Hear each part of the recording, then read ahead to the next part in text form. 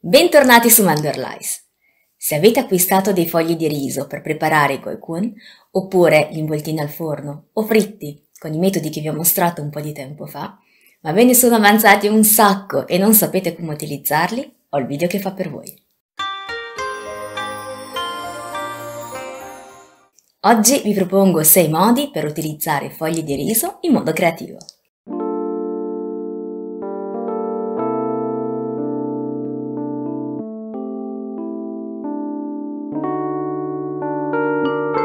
La prima ricetta che vi propongo con i fogli di riso sono i ravioli cristallo. Immergiamo 2 fogli di riso in acqua tiepida.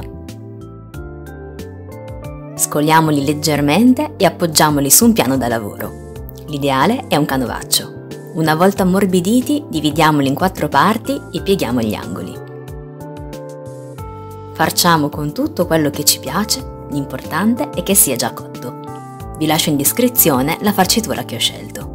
Sigigliamo il centro del nostro raviolo e pieghiamo successivamente i lati per renderlo più sfizioso. Senza ulteriore cottura sono già pronti per essere intinti in una salsa o gustati anche così, perfetti per l'estate. In questo periodo dell'anno preferisco mangiarli caldi e cuocerli al vapore per circa 10 minuti in modo che diventino non solo soffici e gommosi ma anche lucidi trasparenti ricordando i tradizionali ravioli cristallo. La seconda ricetta di oggi sono i wonton in brodo. Anche in questo caso immergiamo 2 fogli di riso in acqua tiepida e dopo aver tagliato il foglio in 4 parti farciamo. Pieghiamo gli angoli, uniamo i bordi e infine sigigliamo accuratamente i 2 angoli fino a formare una sorta di raviolone o wonton, chiamatelo come preferite. Mi raccomando, assicuratevi che sia tutto ben chiuso. A questo punto li sistemiamo in una ciotola e versiamo il nostro brodo preferito. Vi lascio in descrizione il mio nel caso aveste bisogno di uno spunto. Aggiungiamo infine del cipollotto e del peperoncino fresco se lo gradiamo. E perché no, un cucchiaino di olio di sesamo tostato. La terza ricetta è ispirata allo street food vietnamita. In una padella molto calda appoggiamo un foglio di riso. Non spaventatevi se sembra che prenda vita. Aggiungiamo subito del cipollotto tagliato a rondelle e un uovo. Distribuiamo l'uovo su tutta la superficie della cialda e non preoccupatevi se una piccola parte uscirà dal foglio. Lo uniremo più tardi alla farcitura. Prima che l'omelette si cuocia completamente, aggiungiamo rapidamente gli ingredienti che più ci piacciono, sempre già cotti. Nel mio caso, dei funghi shiitake, del peperoncino fresco e del tofu tagliato a listarelle. Incorporiamo anche la parte dell'albume che era fuoriuscita e pieghiamo a metà l'omelette. Cuociamo entrambi i lati fino a quando saranno dorati. Insaporiamo con della salsa piccante se lo gradiamo.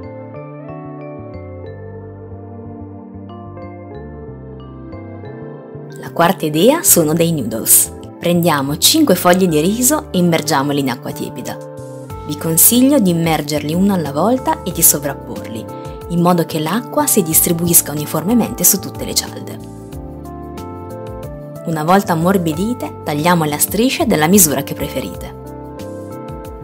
Immergiamole in acqua fredda per evitare che si attacchino, intanto che attendiamo che il brodo si scaldi.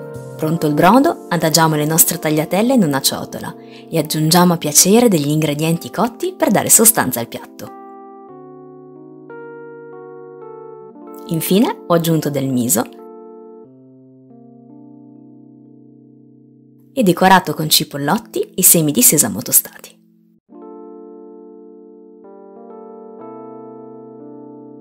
Siamo arrivati alla quinta idea.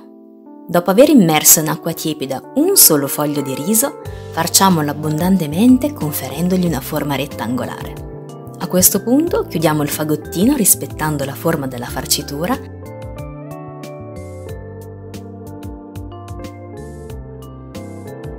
e arrotoliamo fino a chiuderlo completamente. Per renderlo più croccante, avvolgiamolo in una seconda cialda di riso.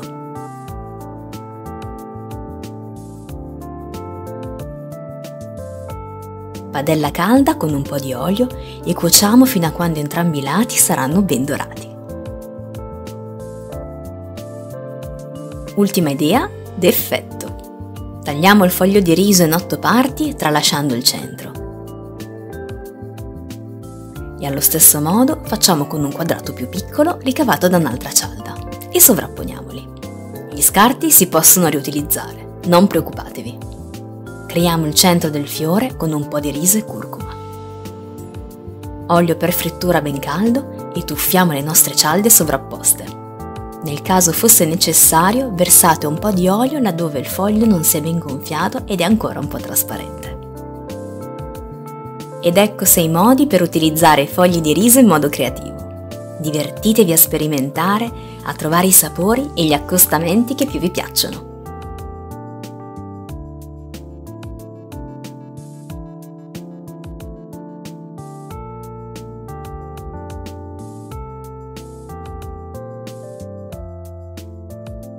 Chiamati in vietnamita bánh tráng, vengono tradotti con fogli di riso o cialde di riso. Tradizionalmente la pastella di riso cotta al vapore veniva stesa su stoglie di bambù, il cui intreccio restava visibile una volta essiccata al sole. Oggi l'intero processo è realizzato industrialmente, ma il disegno dei fogli di riso è ormai un marchio tramandato con orgoglio. Le ragioni del successo di queste cialde di riso stanno sicuramente nella lunga conservazione, nel gusto delicato e nella loro versatilità. Sempre leggerissimi possono essere gustati sia crudi che cotti e possono assumere le consistenze più svariate, dal croccante al soffice e gommoso, risultando di base quasi insapori e dunque sposandosi bene con qualsiasi salsa o pietanza. Come abbiamo visto, qualora li utilizzassimo per una cena a tema orientale e ne avanzasse qualcuno, i fogli di riso in eccesso possono tornare comodi per uno stuzzichino o un antipasto veloce, come delle patatine molto simili alle classiche nuvole di drago.